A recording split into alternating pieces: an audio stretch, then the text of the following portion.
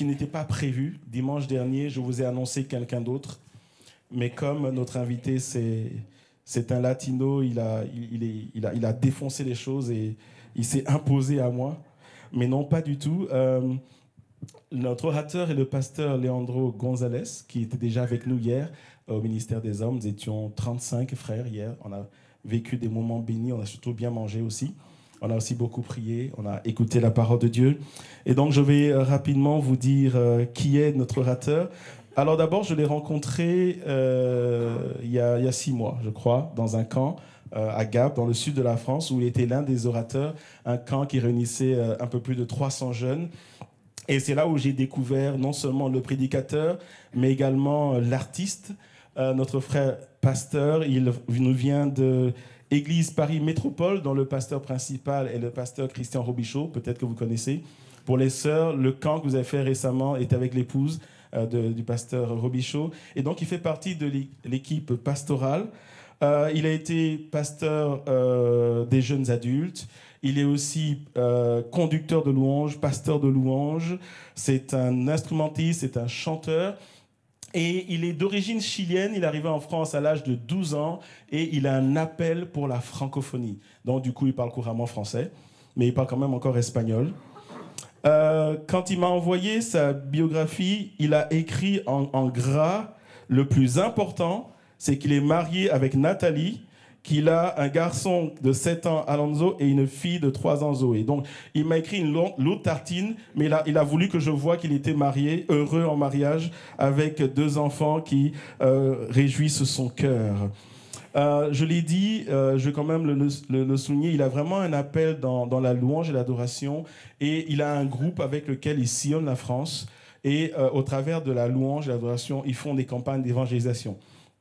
Par exemple, en 2017-2018, sur cette période-là, ils ont fait plus de 40 dates, donc une tournée de 40 dates, où ils vont de lieu en lieu, et au travers de la louange et de l'adoration, ils apportent l'évangile. Il a vraiment un cœur d'évangélisation. Donc c'est un homme que Dieu appelle à la francophonie. Et au cours de cette semaine, de manière très fortuite, mais je crois que c'est une connexion divine, on a commencé à échanger. Et on a eu un souci dans la semaine, un combat spirituel, je veux dire, qui faisait que la prédication de ce dimanche était un peu compromise.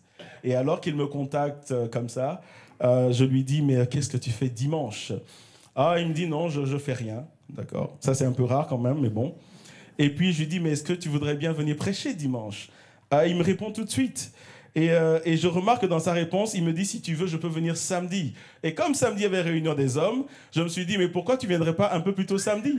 Et il me dit, oui, en ce moment, ma femme est en voyage, je suis tout seul et donc je peux venir. Et donc, depuis hier, on a la joie de la voir. Alors, j'arrête là parce qu'il a une bio extraordinaire. Sa bio, en fait, c'est une prédication. C'est la première fois qu'il vient en Belgique, mais en fait, il est déjà venu en Belgique, mais parce qu'il avait un concert en France. Je t'ai pas encore invité, tu es déjà là. Ouais, c'est le côté latino, vous voyez, il est pressé. Et donc, il m'a dit, on était en France et on a traversé la frontière rien que pour manger des frites et des gaufres. Ce qui montre que c'est un homme qui est dirigé par l'Esprit. Alléluia. Nous voulons accueillir le pasteur Leandro Gonzalez. Que Dieu te bénisse. Merci beaucoup.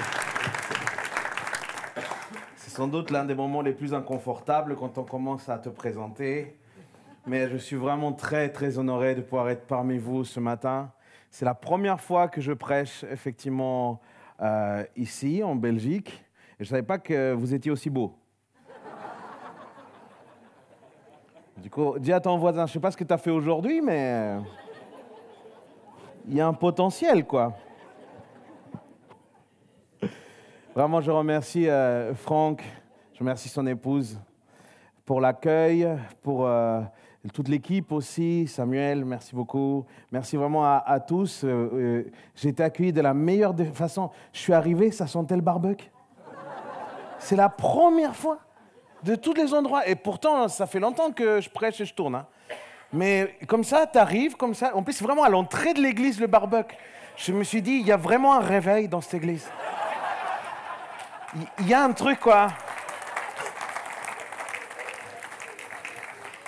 Ils sont en train de vivre la volonté de Dieu parce qu'elle est bonne, agréable et parfaite. C'est ici. C'est ici. Je suis vraiment très honoré, comme je vous le disais. Et même si j'ai de la peine que mon épouse ne soit pas là, c'est la première fois qu'elle fait un voyage avec son entreprise et elle s'éclate tellement que je me suis dit, bah, tant mieux pour elle, tu vois. Moi, je viens ici. C'est pas grave. Elle viendra si jamais je prêche bien et que vous me réinvitez. Je vous parlais un petit peu et je me suis rendu compte, je ne le savais pas, mais à la suite de ce que vous avez eu la semaine dernière, vous a parlé d'identité. On va encore creuser là-dessus, et si vous le voulez bien, on va ouvrir la Bible ensemble dans 2 Corinthiens, chapitre 5, verset 17. Et je vous demandais quelque chose de particulier. Dans 2 Corinthiens, chapitre 5, verset 17, je vais te demander si on peut la lire ensemble. Il va y avoir le texte qui va être inscrit ici. Vous pouvez sortir vos Bibles, pour ceux qui en ont encore. Si vous avez iPhone, iPad et tous les i, vous pouvez aussi. Ne vous inquiétez pas, si vous avez Samsung, vous êtes pardonné. C'est la grâce. Quelqu'un un jour était choqué que je prêche avec la tablette et je lui dis, mais Moïse, il avait quoi?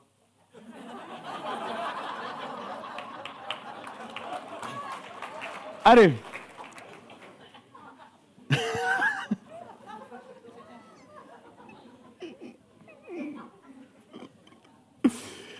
Avec moi, si quelqu'un est en Christ, il est une nouvelle créature. Les sont passés, voici. Amen. Notre identité en tant que personne, elle se construit, elle se développe constamment depuis le premier souffle jusqu'au dernier.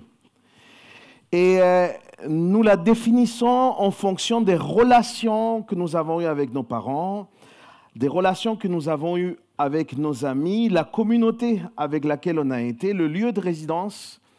Notre identité se construit aussi sur notre langue et bien d'autres facteurs. Et c'est la somme de ces éléments qui nous décrivent.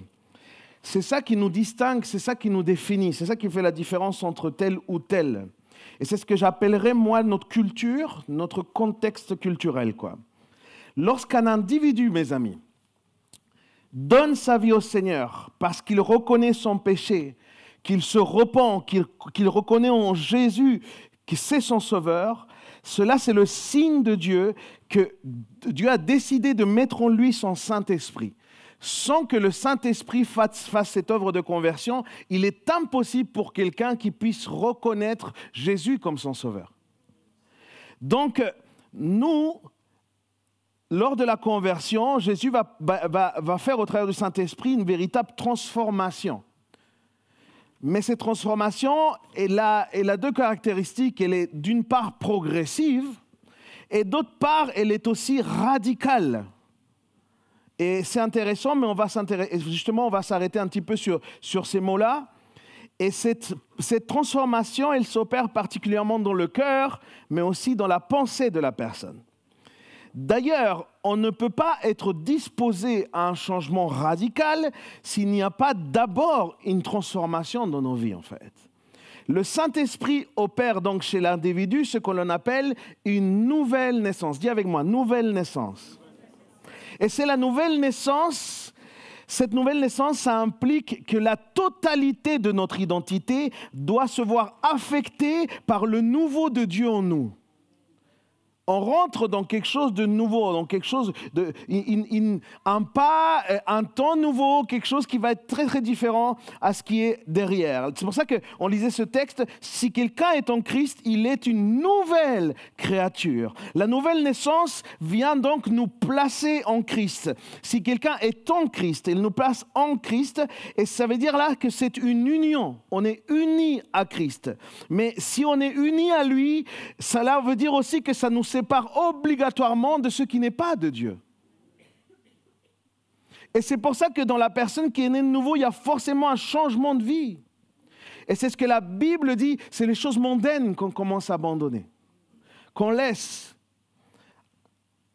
Jean, dans sa première épître, 1 Jean chapitre 2, verset 15, va dire « N'aimez pas ce monde, ni ce qui est dans ce monde. Si quelqu'un aime le monde, l'amour du Père n'est pas en lui. » L'Esprit de Dieu n'est pas en lui. Si quelqu'un est amoureux de ce monde, c'est qu'il n'est pas né de nouveau.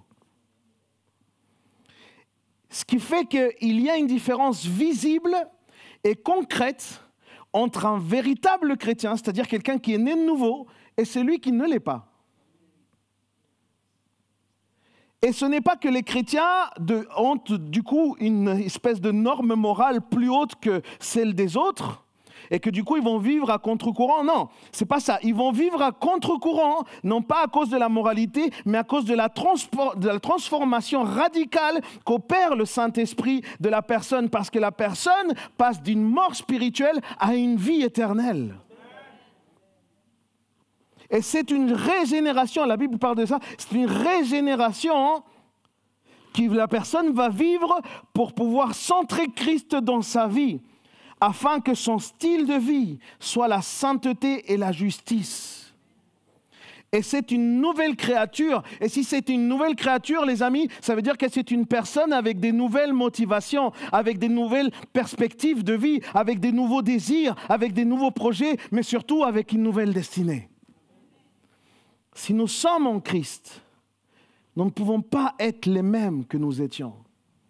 Les choses anciennes sont passées. Ça ne veut pas dire que toi et moi, nous n'allons plus commettre d'erreurs. Ça serait faux de dire ça. Nous restons des êtres imparfaits. Dis à ton voisin, t'es beau gosse, mais t'es imparfait quand même. Ou belle gosse.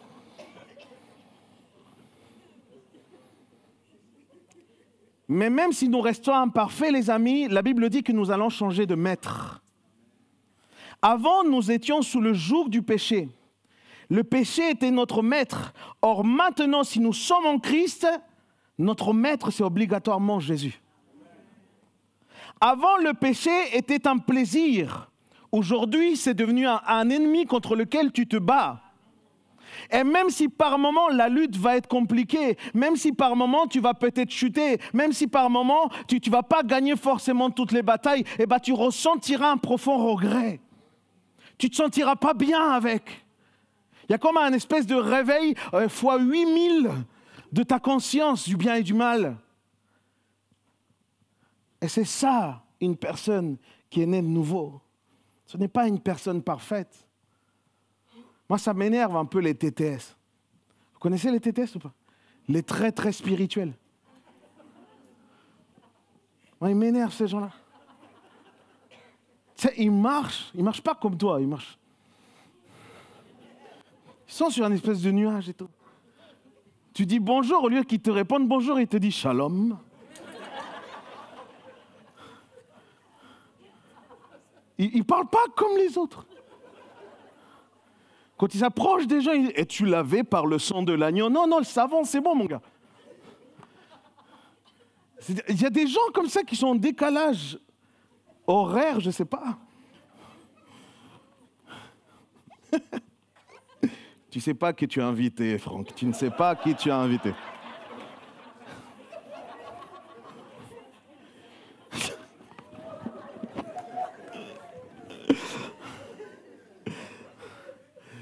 La Bible dit, arrêtez de rire vous aussi. Jamais fini. Hein. La Bible dit que la nouvelle naissance est aussi le moyen pour Dieu de nous restaurer et de nous positionner dans le plan initial. Dieu avait un plan initial. Dieu, quand il a créé l'homme et la femme, il a créé un plan parfait. Il a créé un lieu parfait. Il a créé une destinée parfaite pour l'être humain. Et Dieu ne s'est pas trompé, les amis. Et lorsque quelqu'un est né de nouveau, Dieu nous restaure dans ce plan initial, c'est-à-dire dans cette vie avant la chute. Ça veut dire vivre ce que l'homme et la femme vivaient avant la chute. Et vous savez ce que l'homme et la femme vivaient avant la chute? Eh bien, ils vivaient dans une entière dépendance et une entière plénitude en Dieu. Dieu suffisait.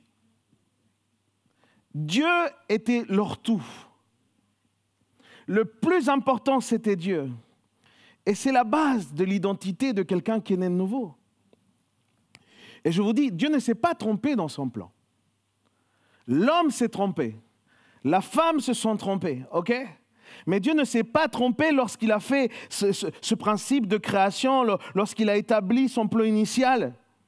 Il ne faut pas confondre les choses.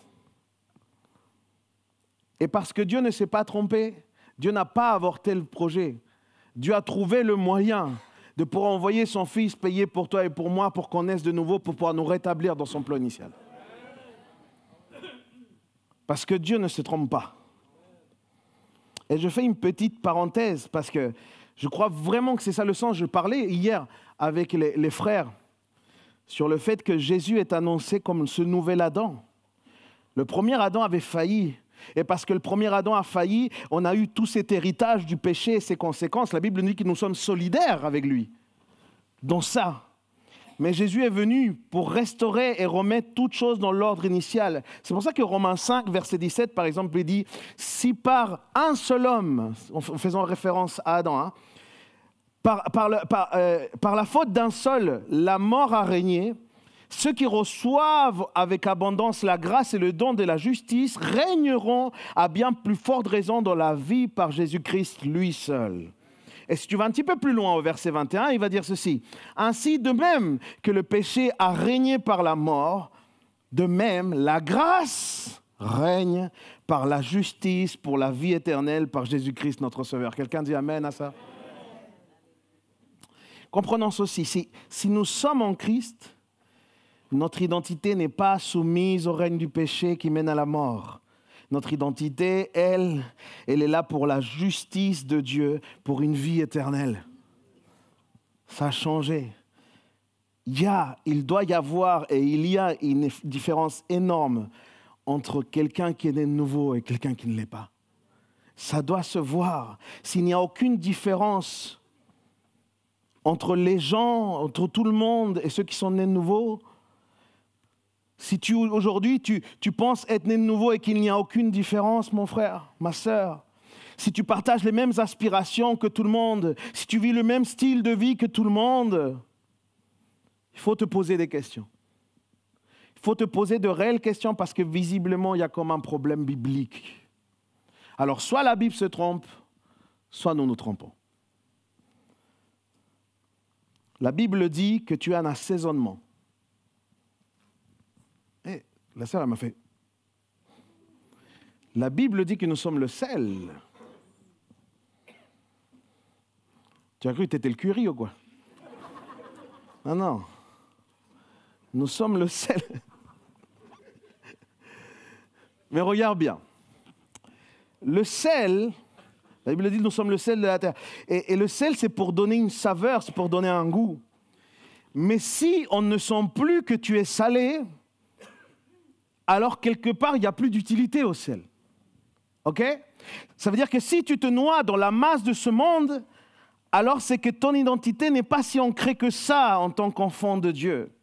Les chrétiens nés de nouveau sont indiscutablement différents. Non pas pour que tu te vantes, non pas pour que tu te la racontes, non pas pour te sentir supérieur ou pour que tu t'isoles, mais pour être des témoins efficaces de l'Évangile, parce que l'Évangile, il transforme l'homme et la femme.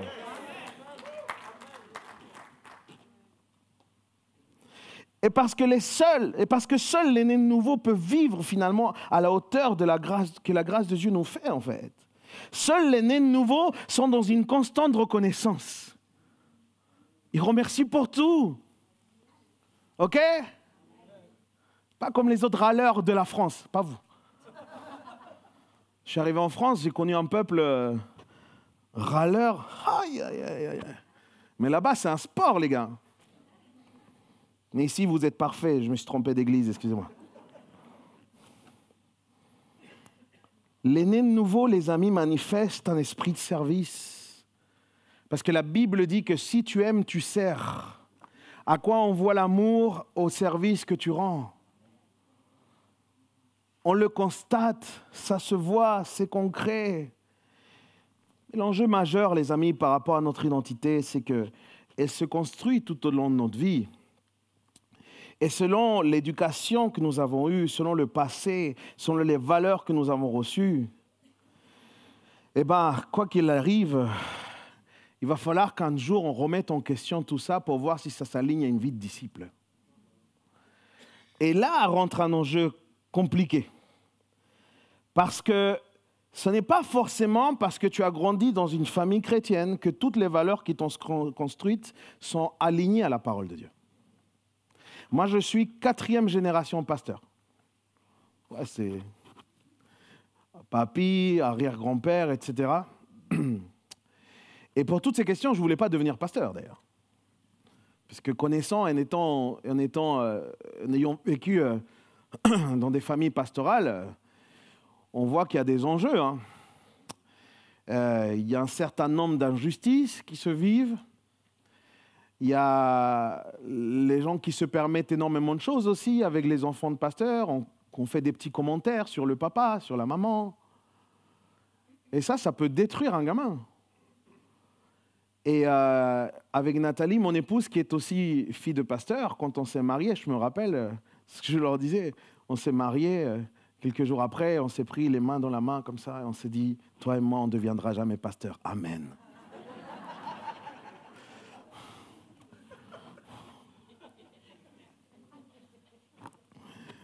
Eh ouais, toi, tu as tes projets, mais lui, il en a d'autres, hein. Ce n'est pas forcément parce que tu viens d'une superbe famille que toutes tes valeurs sont alignées. Et moi, je me suis rendu compte que dans ma famille, il y avait aussi des choses très honteuses. Il y avait des choses qui n'honoraient pas l'Évangile, qui n'honoraient pas Jésus, en fait. Ça ne s'alignait pas, en fait, à ce qu'il y avait dans la parole de Dieu. Et je pense que c'est pour ça que Paul, quand il parle de son arrière-plan, quand il parle de son vécu, il est très radical. Allez avec moi dans Philippiens chapitre 3, verset 4.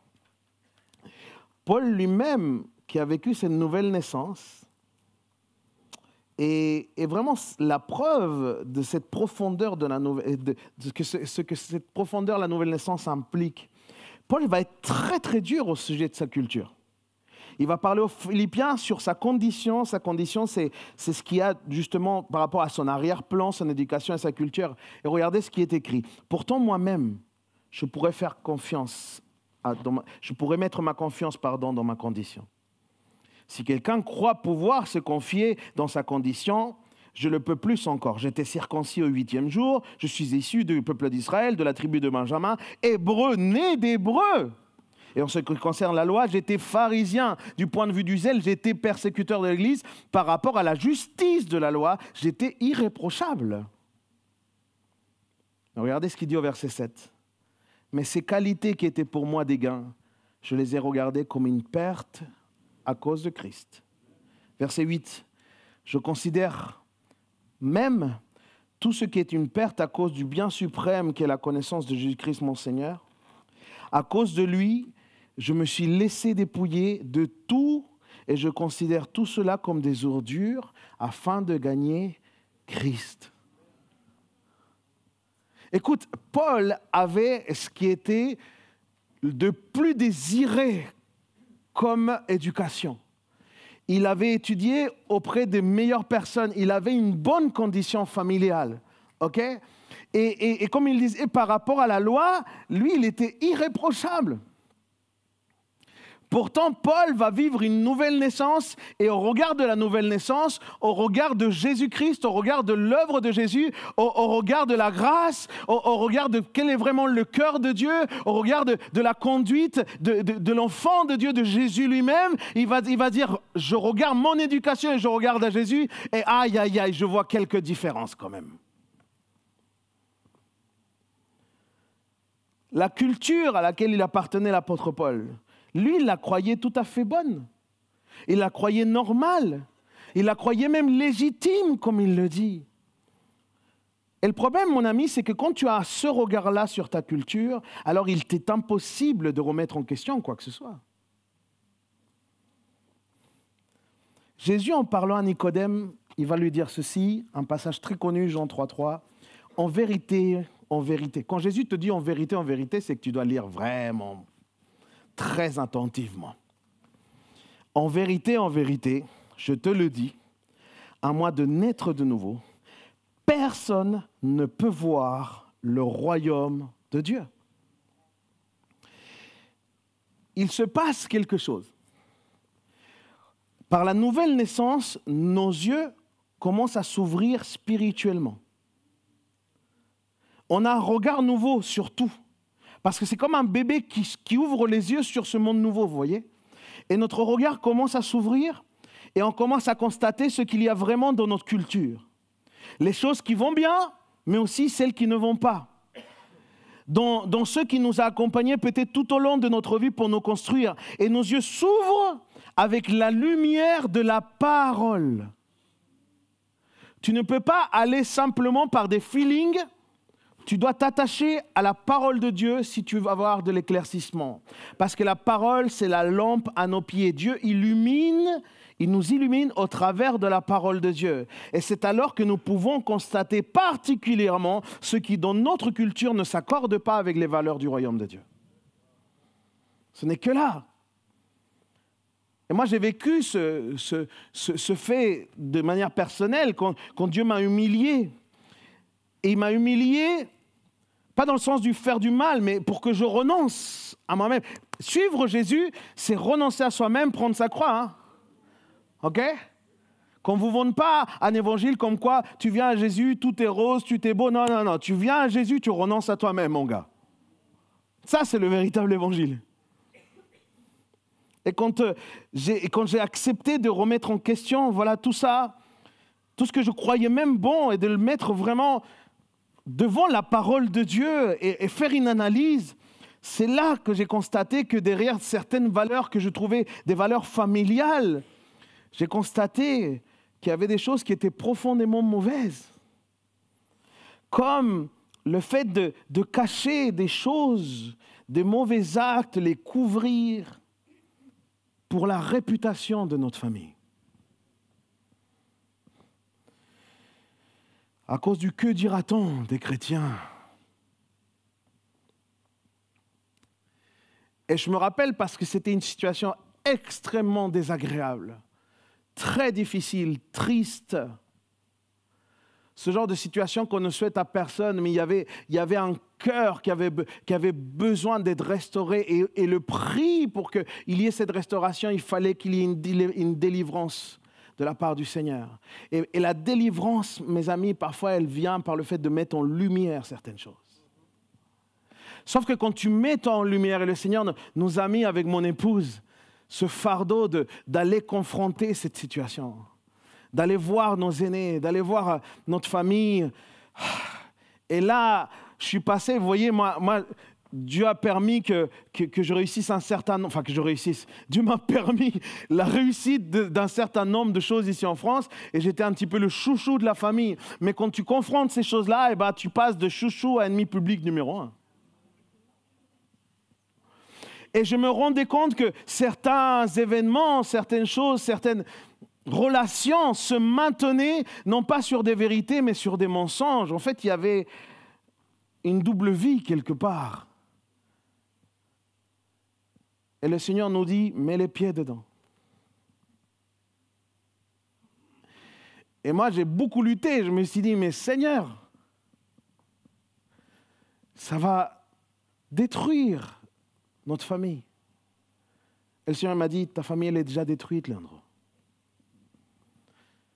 Quand tel ou tel commettait l'acte, ça y est. Mais il y a besoin que des cœurs se restaurent. Et je me souviens, c'était une période extrêmement difficile. Pourquoi? Parce que nous, on faisait des anniversaires, et dans nos anniversaires, on était 30, 35, on se réunissait tout le monde. Pour Noël, on était une cinquantaine, c'était incroyable, c'était des moments plaisants. Et je savais qu'en mettant la vérité en avant, ça, plus jamais.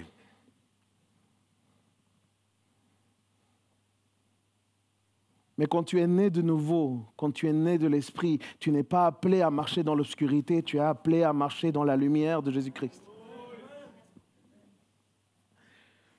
Et nous avons fait cet acte, nous avons confronté, et bien sûr, on n'a pas du tout été compris, mais les choses ont été dites, les choses ont été mises en lumière.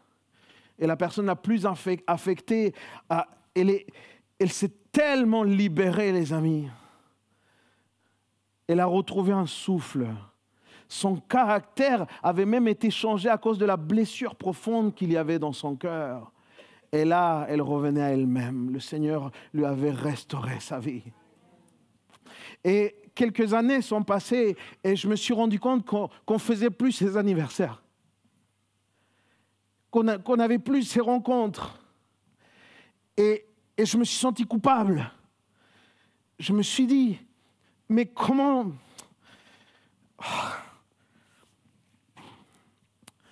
Comment j'ai pu faire ça? Parce que tu sais, quand tu fais l'œuvre de Dieu, tu paies un prix en fait. Et tu peux avoir des moments de doute. Mais dans ces moments de doute, il y a la parole de Dieu qui vient. Et j'ai eu une personne qui m'a donné une parole. Et cette personne, il m'a dit, Léandro, tu as perdu des anniversaires, tu as perdu des rencontres.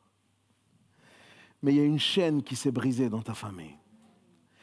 Les générations d'après, plus jamais vont être affectées par ça. Et je me suis rendu compte que dans les générations précédentes, il y avait les mêmes mensonges. Dans les générations précédentes, on avait la même chaîne. On répétait les mêmes erreurs. Mais je vais te dire, et je le dis à quelqu'un, il y a un moment où le Seigneur lève quelqu'un dans la famille. Et le Seigneur l'utilise pour briser toute chaîne générationnelle. Et je proclame que le Seigneur t'utilisera pour pouvoir briser des chaînes familiales au nom de Jésus. Et à partir de toi, les choses vont changer dans ta famille. L'héritage sera celui du royaume et non pas du péché. Ça sera la grâce qui régnera chez toi au nom de Jésus. Quelqu'un dit Amen. Amen.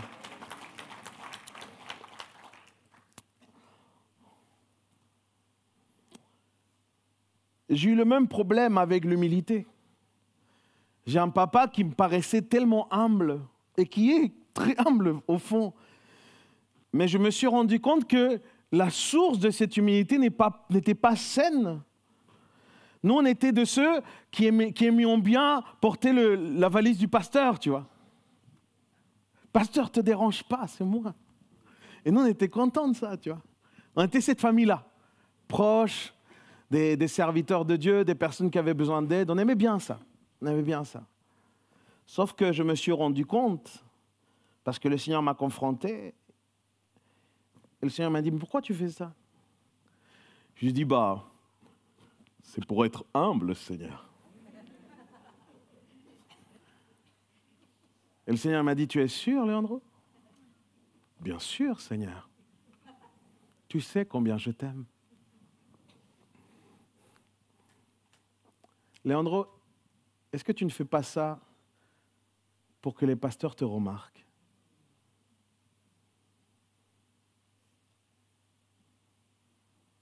Mais non, Seigneur. Léandro, ce que tu appelles humilité s'appelle orgueil, en fait. Ce n'est pas parce que tu as grandi dans une famille chrétienne que toutes les valeurs sont forcément bonnes. On a besoin de parole de Dieu. La parole de Dieu a cette puissance de nous éclairer dans toutes ces choses qui ne vont pas. Mais la parole de Dieu est celle aussi qui nous guide à vivre en nouveauté de vie. Et je ne sais pas quelles sont les choses qui existent dans ta famille. Est-ce que ce sont des mensonges, des cachotteries? Est-ce que c'est cette culture de la performance qui pousse à faire des mérites pour être aimé? Si tu ne réussis pas tel diplôme, non, compte pas sur moi, je ne serai pas là. Si tu ne te maries pas, j'ai vu ça, tu ne maries pas avec tel, renonce. Et on doit faire des mérites pour acquérir de l'amour. C'est incroyable. Est-ce que dans ta famille, il y a parfois des ambitions malsaines? Et tu te rends compte que dans ta famille, la fin justifie les moyens? Est-ce que dans ta famille, il y a comme un esprit de sensualité, de séduction qui pousse forcément à un désordre ou à un déséquilibre au niveau de la sexualité par la suite? Ou justement, ça amène aussi dans des combats d'immoralité aussi? Qu'est-ce qu'il y a chez toi? Est-ce que c'est l'amour de l'argent tu fais tout pour avoir de l'argent. Ou encore autre chose, la peur de ne pas en avoir. Il y a des familles qui grandissent comme ça, angoissées de ne pas avoir demain. Et du coup, ils ne vivent plus, ils survivent. L'argent, alors, aurait une place prépondérante dans ta famille. Mais du coup, tu es dépendant de qui? De l'argent ou de Dieu? Est-ce que dans ta famille, il y a cette fameuse fierté familiale? Ou certains l'appellent dignité, même si ce n'est pas le bon mot. OK?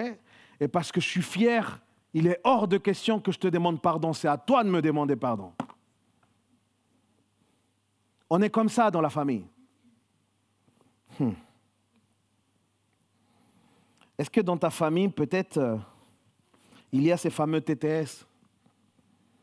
Parce que souvent, les TTS ont aussi un espèce d'esprit moralisateur, tu vois. C'est des donneurs de leçons. Sauf que quand tu creuses un peu dans la vie de ce TTS, tu vois qu'il y a souvent beaucoup d'hypocrisie. Ils disent beaucoup de choses, mais eux, dans leur secret, là,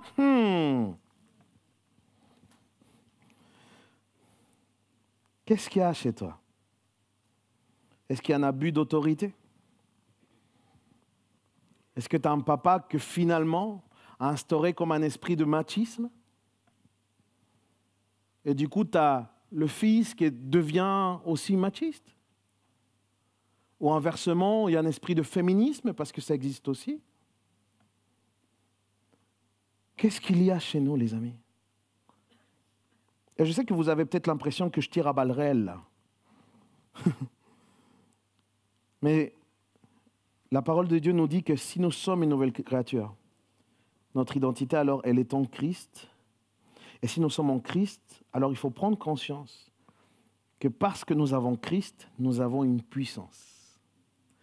La Bible dit, le Saint-Esprit est une puissance survenant sur vous. Et c'est important que cet esprit soit là, les amis. Parce que c'est par la puissance du Saint-Esprit que justement nous avons cette puissance de choisir de ne plus vivre avec cet héritage culturel mauvais de notre famille, mais plutôt de nous attacher à ce que la parole de Dieu nous dit. Laissons la parole de Dieu nous donner notre identité et pas notre passé ou notre culture, parce que les choses anciennes sont passées. Et bien évidemment, tout n'est pas mauvais. Je ne voudrais pas peindre le tableau tout au noir. Ce n'est pas ça, en fait. Il n'y a pas que des choses mauvaises. Il y a des bonnes choses qui sont transmises par notre éducation. On a tous reçu d'excellentes valeurs aussi. Il faut être lucide et il faut être reconnaissant pour cela. Moi, je suis papa aujourd'hui. Et je vois à quel point c'est galère d'éduquer un gamin ou une gamine. OK? Je le vois bien. Je le vois bien que, je ne sais pas s'ils ont une mission dans la vie qui c'est de tester notre patience. Tu vois? Il n'y a que les parents qui rient nerveux, tu vois? Mais je le vois bien. Être parent, ce n'est pas facile. Et je ne suis pas en train de te dire, attaque ta famille, attaque tes parents. Bien au contraire, la Bible dit qu'il faut honorer nos parents. Mais il faut les honorer pour les bonnes choses, pas pour les mauvaises. Et c'est là où notre radicalité, à l'image de Paul, doit être vis-à-vis de ces choses-là que la parole de Dieu nous révèle, que le Saint-Esprit nous convainc, on doit être radical là-dessus. Il faut qu'on prenne des décisions. Parce que si nous sommes en Christ, que nous nous attachons à lui, alors nous devons forcément nous détacher de ces choses-là. C'est ça, toutes choses sont devenues nouvelles. Avons-nous conscience, les amis, que l'homme et la femme, par nature, n'est pas bon? Bien au contraire, la Bible dit que l'homme et la femme est mauvais. Et je sais que les humanistes pourront me tuer pour ce que je viens de dire. Mais voici ce que la Bible déclare. Il n'y a pas de juste, pas un seul. Okay? Par conséquent, il ne peut pas non plus y avoir d'œuvre juste quelque part. Ça veut dire que n'importe quelle tradition qui émane de l'humain saurait dont l'initiative en tout cas vient de l'humain, risque d'être imparfaite. Ok ? Même les choses qui semblent être mises en place là pour aider les autres, elles peuvent en fait être animées non pas par la générosité, mais par un besoin de reconnaissance. Pour qu'on dise « Ah, il est bien lui, ils sont bien eux ». Parce qu'il y a toujours une part d'orgueil dans l'être humain. Ok ? Donc j'ai une conviction personnelle et je vais te la dire simplement. Toute tradition humaine qui ne s'accorde pas à la parole de Dieu n'est pas parole de Dieu. Je veux dire par là qu'elle n'est pas inspirée forcément de Dieu. Par conséquent, étant nés de nouveau, nous ne sommes pas liés à quelconque obligation vis-à-vis de ces traditions. Nous sommes en Christ, notre vie donc, elle est attachée à la parole de Dieu et la parole de Dieu seule. Tu peux mettre en place des traditions, tu peux mettre en place un certain nombre de coutumes, des bonnes habitudes, etc. Mais l'engagement de ceux qui sont nés de nouveau doit être par-dessus tout envers la parole de Dieu, envers les valeurs du royaume. C'est pour ça que certains disent que nous sommes dans une contre-culture. Et ce n'est pas faux. Ok ? Comme le disait Paul, ne vous conformez pas au siècle présent. Il y a un certain nombre de valeurs qui nous distinguent de notre culture actuelle. Et la principale, celle qui doit ressortir, c'est l'amour du prochain. On doit être contre-culture par rapport à l'amour du prochain. Dans une société où l'autre n'est pas si important que ça, dans une société qui attise à l'égoïsme, dans une société au travers des réseaux sociaux où chacun veut être le héros de son histoire, nous, on doit être une contre-culture. OK ? Mais maintenant, faisons attention. Parce que je vois des gens aussi qui vont dans l'extrême opposé. Et en aucun cas, ça doit nous pousser à une forme de communautarisme ou une forme d'isolement. Les chrétiens ne doivent pas s'efforcer à être des gens chelous. Les chrétiens ne doivent pas s'efforcer à paraître des gens bizarres sur terre. Non, attention à ça. OK ? Je ne sais pas si vous connaissez les Amish. Moi, je me suis intéressé, tu vois, un peu aux Amish. Les Amish sont des gens qui se disent chrétiens, mais qui refusent toute forme de progression. Toute forme de progression, particulièrement de les technologies. Ils sont restés bloqués dans un temps et aussi dans certaines manières de faire. Ils ne s'habillent pas comme nous, ils s'habillent comme à une certaine époque. Ils ne mangent pas comme nous non plus, ils mangent comme à une certaine époque. Et ils vivent forcément isolés. Ils ne veulent pas être en contact avec les autres. Mais attention, ce n'est pas ce que la parole de Dieu nous demande. Jésus va dire, je ne te demande pas de les retirer du monde, mais de les préserver du mal. Est-ce que quelqu'un comprend là ? Vous n'êtes pas décédé, ça va ? C'est bon ? Quand notre culture, les amis, a plus d'importance que l'évangile dans nos cœurs, alors nous allons rentrer dans un conflit de soumission. Parce qu'on se soumettra soit à l'un, soit à l'autre, en fait. Mais je vous en prie, veillons à ne pas soumettre l'évangile à notre culture, mais bien au contraire, soumettons notre culture aux vérités de l'évangile, les amis. Et peut-être ta famille ne comprendra pas ça, parce que tu vas prendre une décision ce matin. Et peut-être ton entourage se lèvera contre toi. Pour beaucoup, leur valeur, leur repère, c'est leur sécurité, c'est leur trésor. Ne viens pas changer ça à la maison, ne viens pas changer ça dans notre famille. C'est important pour nous. Alors c'est quelque chose qui est ancré dans leur cœur. Ça devient un trésor. Et ils ne sont pas prêts, eux, à le soumettre à la parole de Dieu. Parce qu'il y a un risque pour eux. Pour ceux qui considèrent que c'est au travers de ça qu'ils ont une stabilité de vie. Parce que pour eux, c'est des fondements importants. Mais cela vient simplement à préserver une culture humaine au détriment de la vérité de la parole de Dieu. Notre trésor à nous, les amis, ce sont les valeurs du royaume de Dieu. C'est ça notre trésor à nous. Et c'est pour ça que il y a ce texte dans Matthieu 6 que vous connaissez très bien. Ne vous amassez pas des trésors ici sur terre, où les mythes et la rouille détruisent, où les voleurs percent les murs pour voler. Ne vous amassez pas, mais amassez-vous des trésors dans le ciel, où les mythes et la rouille ne détruisent pas, où les voleurs ne peuvent pas percer les murs ni voler. En effet, là où est ton trésor, là aussi sera ton cœur. Rappelle-toi que tu fais partie du royaume de Dieu. Quand Dieu te fait naître de nouveau,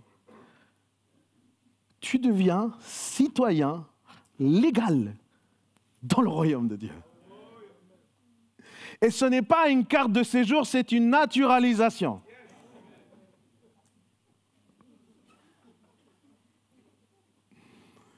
Pour les frères et sœurs qui sont immigrés me comprennent. Vous autres là.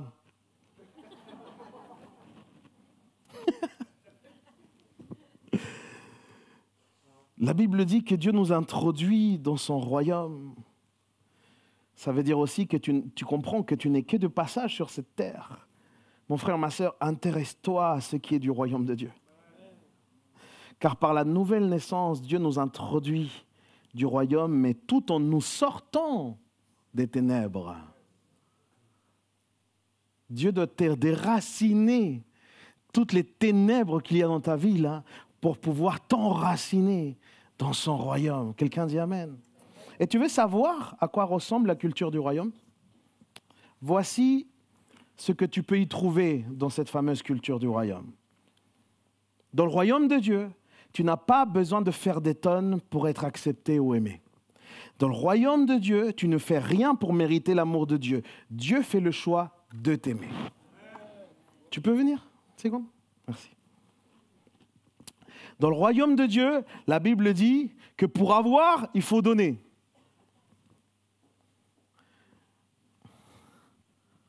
Tu vois ce que je veux dire ou pas?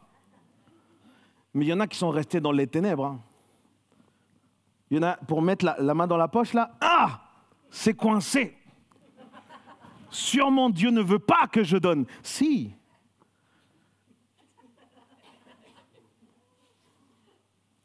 Dans le royaume de Dieu, pour avoir, il faut donner. Dans le royaume de Dieu, l'humilité précède la gloire et l'orgueil précède la chute. Dans le royaume de Dieu, écoute-moi, la maturité ne se mesure pas à l'âge. La maturité du chrétien, la maturité du né de nouveau, elle se mesure à la capacité d'obéissance à Dieu. OK? Dans le royaume de Dieu, la Bible dit que le faible est fort. Parce que dans notre faiblesse, le Seigneur se glorifie.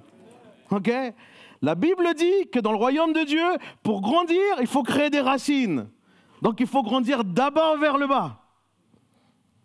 Ah, ça va nous retourner le cerveau là. Mais je voudrais aller jusqu'au bout. Vous me permettez? Vous me suivez encore ou pas? Ou il faut que je... OK. Dans le royaume de Dieu, le plus grand, c'est le plus petit. OK? Le plus grand, c'est le serviteur de tous. Dans le royaume de Dieu, les derniers seront les premiers. Dans le royaume de Dieu, les maths ne commencent pas par l'addition, mais par la multiplication. Dans le royaume de Dieu, il n'y a pas de statut social, de nationalité, parce qu'il n'y a plus ni juif, ni grec, ni maître, ni esclave. Dans le royaume de Dieu, on n'attend pas des excuses pour pardonner. On pardonne parce que le pardon nous libère. Dans le royaume de Dieu, mes amis, les miracles ne sont pas occasionnels. Ça fait partie entièrement du lifestyle, de la vie du chrétien, en fait. Dans le royaume de Dieu, on ne voit pas pour croire. On croit et on voit. Dans le royaume de Dieu, les amis, on ne vit pas par ce que l'on voit.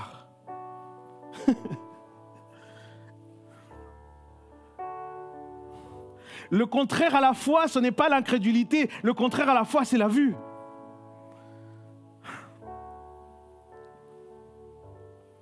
Dans le royaume de Dieu, on répond à la violence par l'amour. Dans le royaume de Dieu, aimer, ce n'est pas un sentiment. Aimer, c'est une décision. Oh, je connais ça. Parce qu'il y a des jours où moi je me réveille à côté de ma femme, tu vois, et sûrement mon visage n'est pas trop aimable. Mon haleine n'est pas trop aimable. Il y a des jours où je fâche ma femme. Il y a des jours où j'ai pas raison et je reste un peu... latino.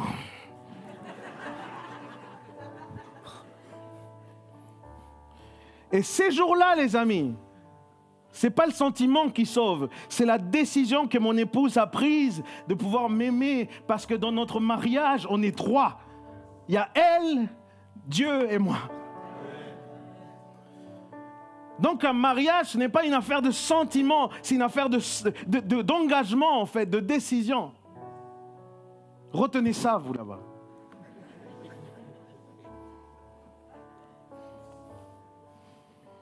La Bible dit que dans le royaume de Dieu, la force ne se trouve pas dans les muscles. C'est pour ça que j'ai arrêté la salle. Il y en a beaucoup qui ont arrêté la salle ici. Arrêtez. Vous me regardez comme si, mais... La Bible dit que notre force, elle se trouve dans la joie.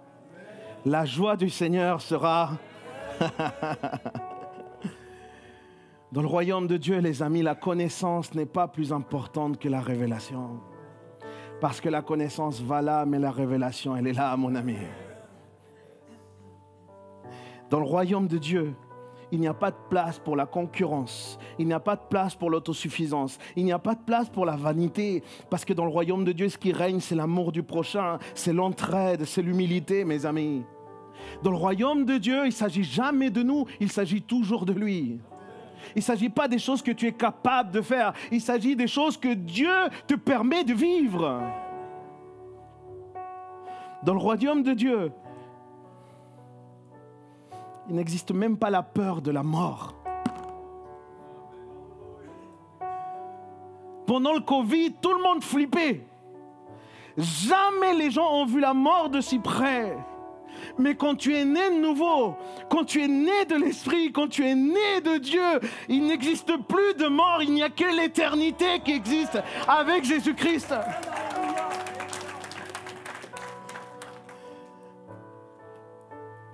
Dans le royaume de Dieu, les dons et les talents, et je sais qu'ici il y en a beaucoup, mais les dons et les talents ne sont pas là pour que tu gagnes une meilleure position. Si tu as reçu des dons et des talents, c'est pour servir davantage.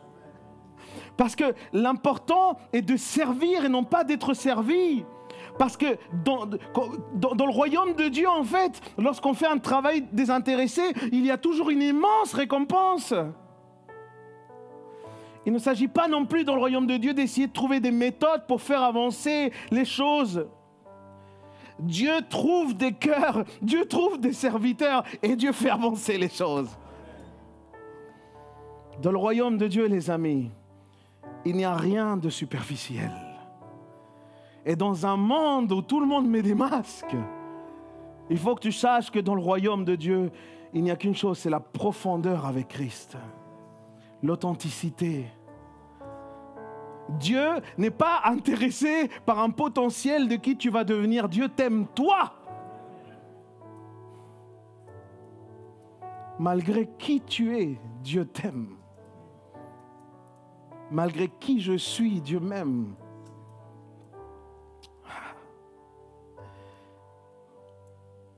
C'est pour ça, les amis, que dans le royaume de Dieu, l'important, ce n'est en aucun cas une position, une renommée, un statut. L'important dans le royaume, c'est l'identité. Le royaume de Dieu et sa culture ressemblent à son roi, en fait. Tu veux savoir à quoi ressemble le royaume de Dieu? Le royaume de Dieu ressemble à Jésus.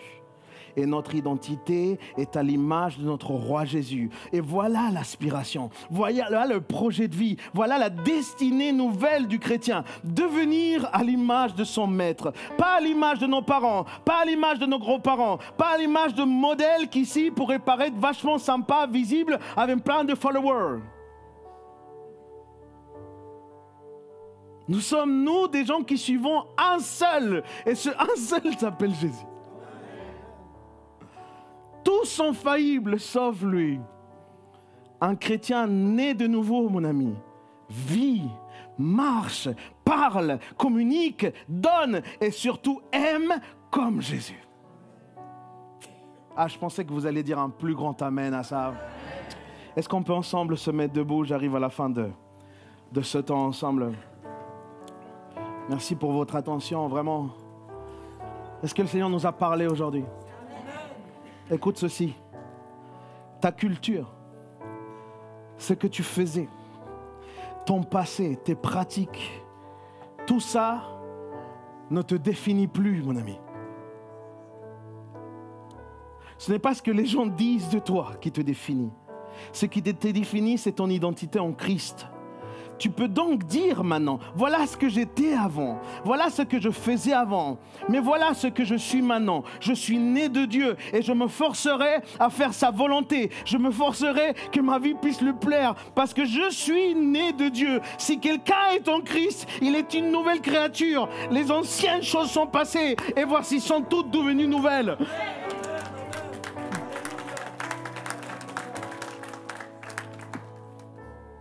Ferme tes yeux là où tu es un instant, s'il te plaît. On va se recueillir dans la présence de Dieu.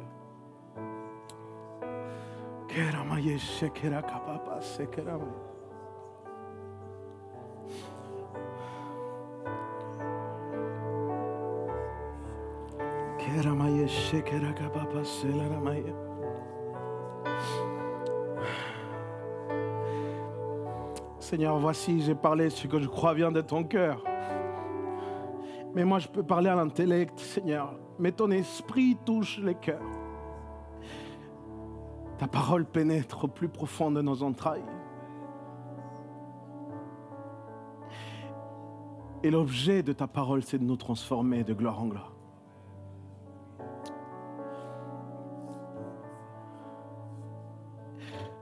Seigneur, merci parce que tu es là.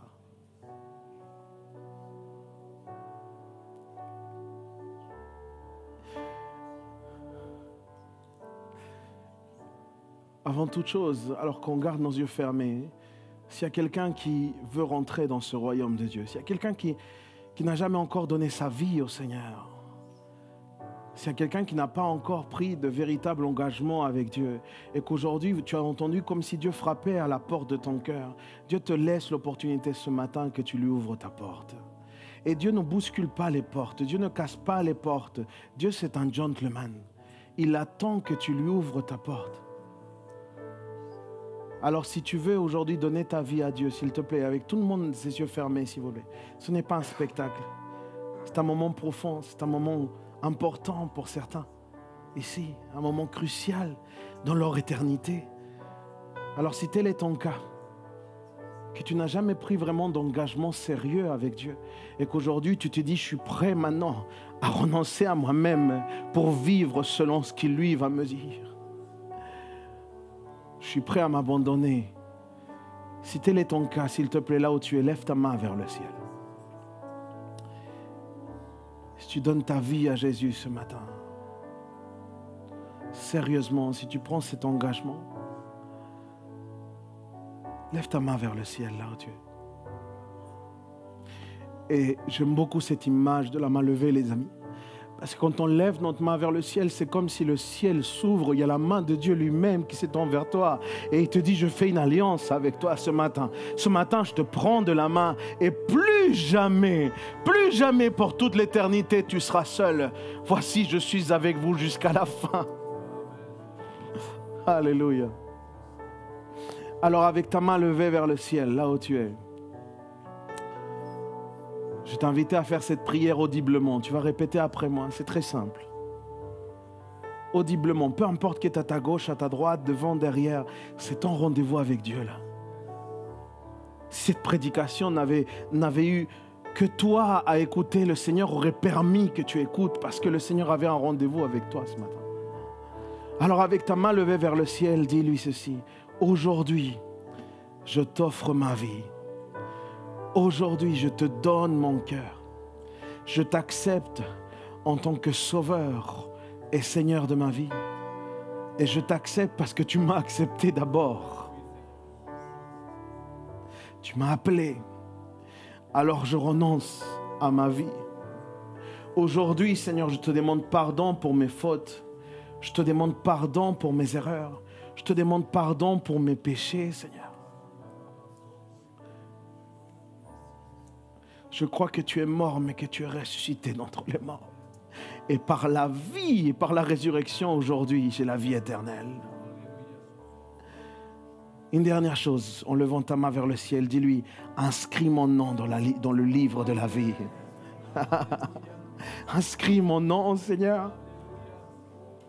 Quand la trompette sonnera, tu m'appelleras, Seigneur.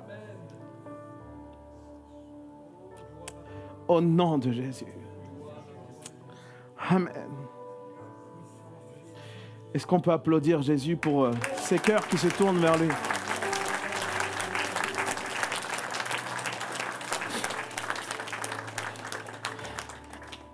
Il y a vraiment une atmosphère de gloire ce matin ici.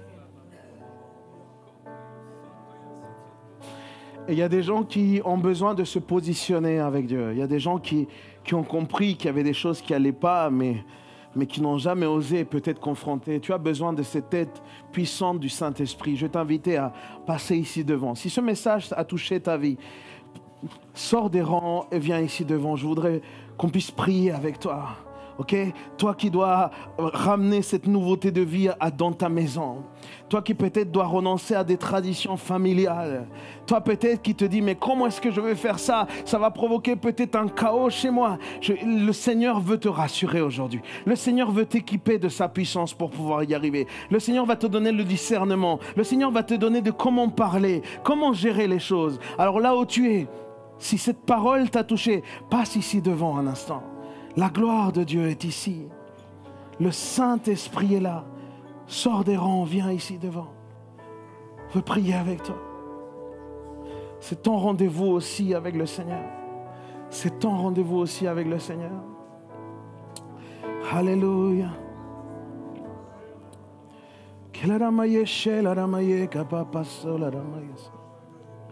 Oh Santa la ramaye, la ramaye kapapa remase.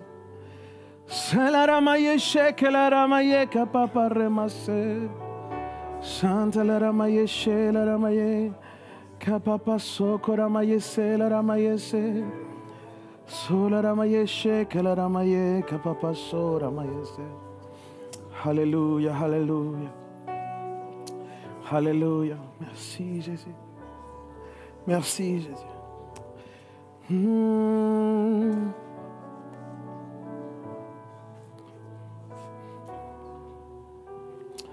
Alléluia.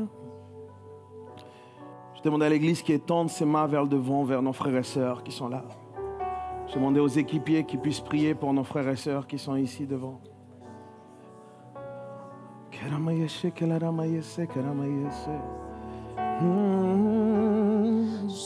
ne suis plus esclave de la peur.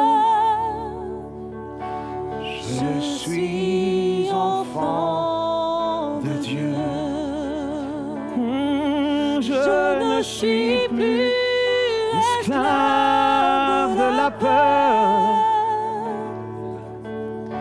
Je suis enfant de Dieu.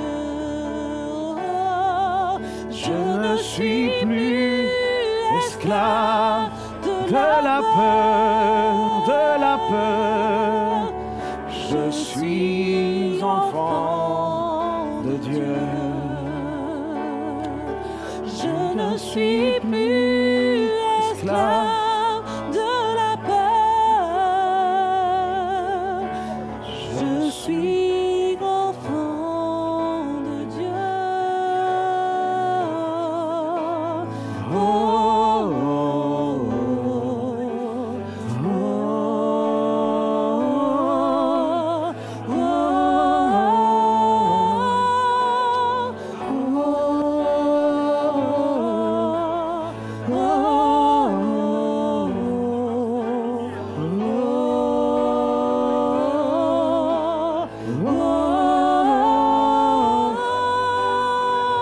Tu fends la mer et je peux la traverser.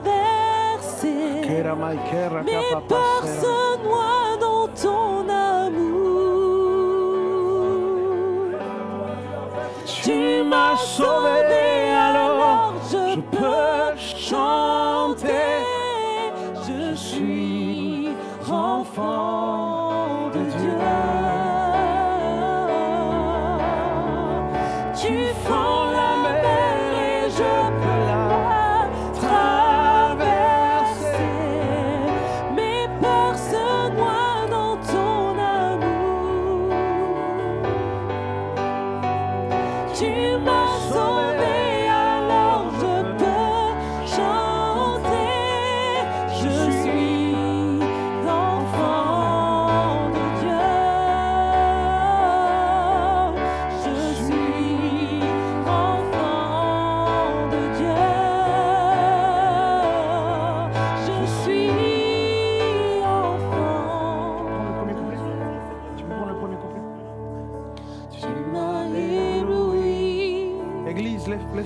tu es. tes mélodies. On va finir en adorant Jésus. Tu m'entoures d'un chant d'amour, Chant de délivrance chant de délivrance devant mes ennemis. devant mes ennemis. Dis-le. Toutes mes craintes s'enfuient. Encore une fois, tu m'as ébloui. Dis-le. Et Tu m'as ébloui par tes mélodies. Tu m'entoures d'un chant d'amour, chant de délivrance devant mes ennemis. Toutes mes craintes s'enfuient. Élève ta voix et dis-lui. Je ne suis plus esclave de la peur. Qu'est-ce que tu es?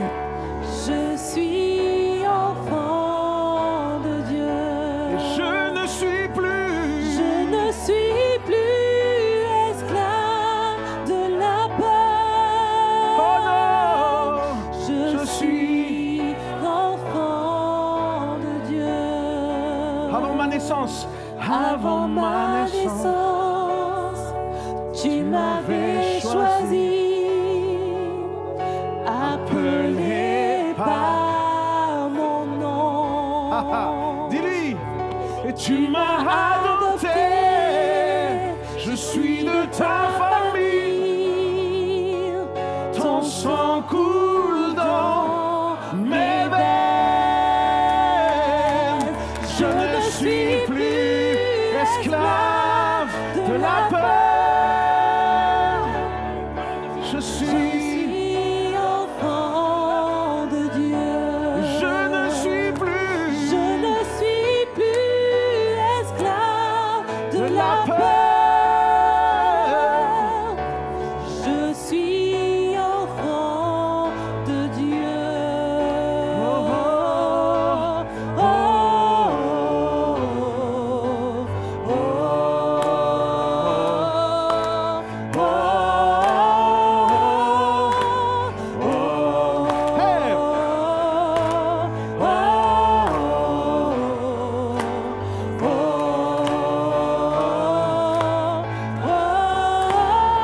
Tu fends la mer. Tu fends la mer et je peux la traverser. Mes peurs se noient dans ton amour. Tu m'as sauvé. Tu m'as sauvé, alors je peux chanter. Hey, je suis enfant de Dieu. Tu fends la mer. Tu fends la mer. Et je peux la traverser. Mes peurs se noient dans ton amour. Tu m'as sauvé. Tu m'as sauvé, alors je peux chanter. De tout ton cœur, je suis enfant de Dieu. Oh, je suis enfant de Dieu. Je suis enfant de Dieu. Et donne la meilleure acclamation à ce Dieu. Alléluia.